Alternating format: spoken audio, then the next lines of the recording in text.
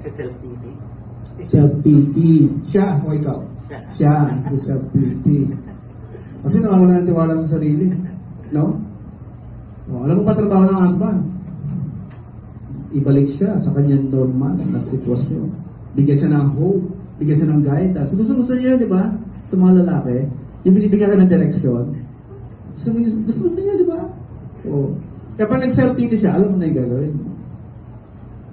O. Ibibigay mo sa kanya yung pagkatao mo na ikaw ay confident. Kayang panindigan yung mga sinasabi. Naniniwala sa dream, sa vision, sa sarili. Yun ang gusto niya maramdaman niya from you. Yun. Okay? At gusto niya mga lalaking gano'n, ina-admire niya yun. Alam niyo bakit? It's natural by design. Galing din yan sa Bible.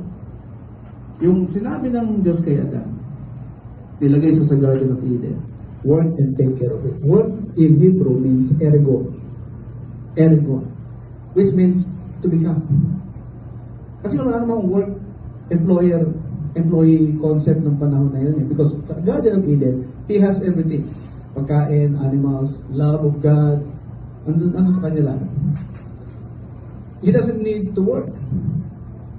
Kaya yung work na word means to become. Ano yung to become? Kung ano nakikita mo sa sarili mo balang araw, yun ang pupurso mo. Gusto mo maging doktor balang araw, gusto mo maging lawyer balang araw, yun ang pupurso mo. The moment you saw that, disiplinado ka na eh.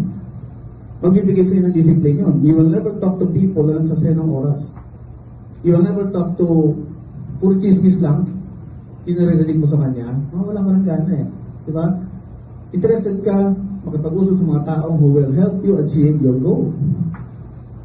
And alam niyo ba sa pag-aaral, sa murang edad, dapat na discover yan. Balikan niyo yung study ni Erik Erikson.